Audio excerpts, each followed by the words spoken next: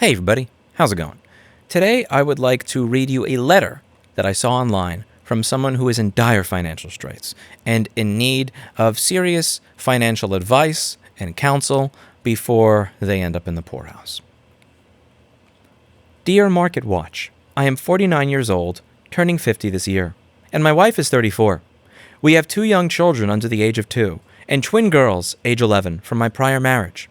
College for the twins is fully funded in a 529 plan, and I save monthly in 529 plans for my other 2 children. I have had a good career in technology and make about $300,000 a year.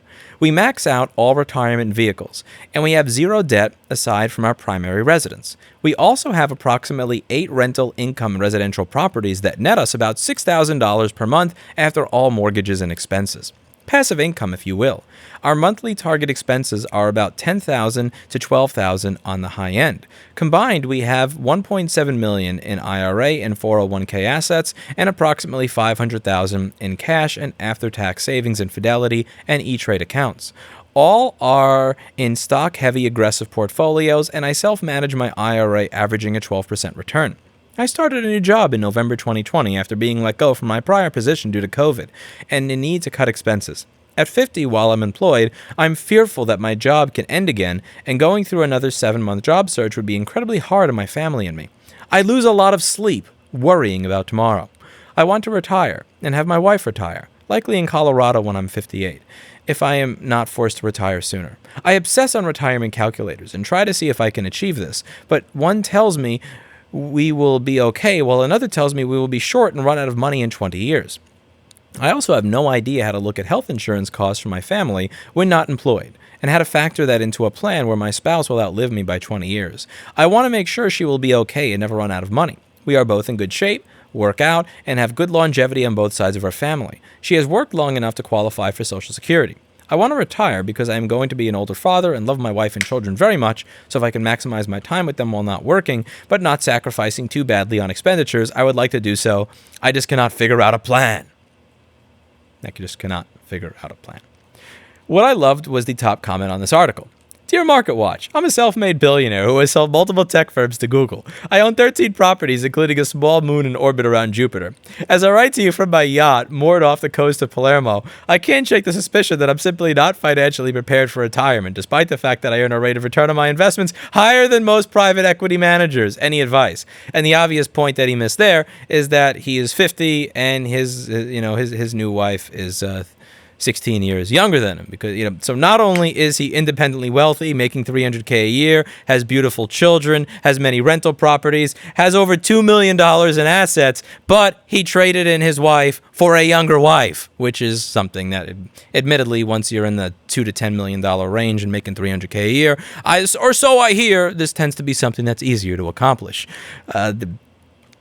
Yeah, and this is one of those things where you go through 1,200 videos in this channel. You won't find a single one where I'm ranting about people who are successful in business because they're successful in business. If you create something for the world, if you do something, if you code something, if you make something, if you build something, and you make way more money than I do, by all means, congratulations to you. You actually have videos in this channel where I go over people that I've discussed with businesses in the past, where like with iCrack, where I explain how I was completely wrong and idiotic. I thought their business model was stupid. I thought they were dumb the way they ran their business. Dude ran an empire that he then sold to Allstate. He's probably worth tens of millions of dollars, where I'm sitting here, not even halfway my way to being a millionaire. But the thing is, if you're in this guy's position, I really do wonder, is this a meme? Was this letter written as a meme? Or are there people out there that are actually worth $2 million with passive income of $6,000 a month, with income of $300,000 a year, that are actually thinking to themselves, crap, how am I going to afford to retire in Colorado? Or is this just a meme? Do people get to the point of having that wealth and thinking, well, I don't know how I'm going to, I forget if it was Sprewell or Houston from the Knicks, but it was in 2003 or 4. I forget if it was Sprewell or Houston, but there was one of them that was making millions of dollars a year, and he said, how am I going to feed my family on only $2 or $4 million? I forget which one of them it was, but I remember everybody in my high school gym class losing their shit over this. And it's hard to tell if they're being sarcastic or not. But like again, like I have nothing against people that were far more successful than me, made far more money than I did because they just hit a lick in business or did stuff smarter than I did. I made a lot of stupid decisions. I've done a lot of stupid shit, and that stupid shit that I did ended me up here. But like at the same time, like I genuinely can't tell. I don't even know if I'm being jealous by making this video, but like, is this a meme or is this real? I don't know. I mean, I have over 1 million viewers here. Surely some of you are worth over $2 million. Do you, when you're worth over $2 million, have a wife 16 years younger than you, averaging a 12% return on your self-managed portfolio, making $300K a year, owning numerous properties? Do you think to yourself, well, gee, I don't know what I'm going to do? Just serious question, because there is the... One of the things I've noticed as I've gone throughout my life, I'm far better off right now than I was when I started my business. And when I started my business, I was far better off than I was 2 or 3 years before I started my business. I've consistently become better off, but as I get to the next level, I start focusing on the next level even more so. So, when I had no money, it was, how can I save enough that I could live somewhere else with 3 roommates for a month? Then after that, it was, okay, how can I save up enough that I could live with 1 roommate? Then it was, how can I save up enough that I could live in my own apartment? Then after that, it was, how can I save up enough that in this, crappy 1-room apartment in a crappy neighborhood that I could afford to, let's say, have 3 or 6 months. So if something happens to my income, I'm still paying my rent for 3 to 6 months. Then after that, it was, okay, how do I get to a point where I could, let's say, afford a down payment on a house?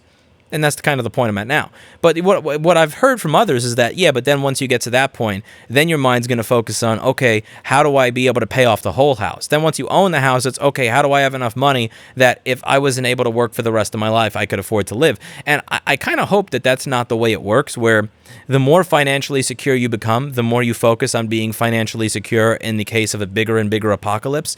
But this appears to be that meme. The guy's worth over $2 million. He makes $300,000 a year.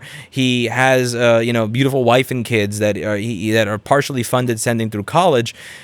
He owns many properties that he's making good money off of, and he's still in that shit, what am I going to do mode, which to me is insane, but I'm genuinely curious if other people who are, in my opinion, lucky enough to be in this position are thinking the same way.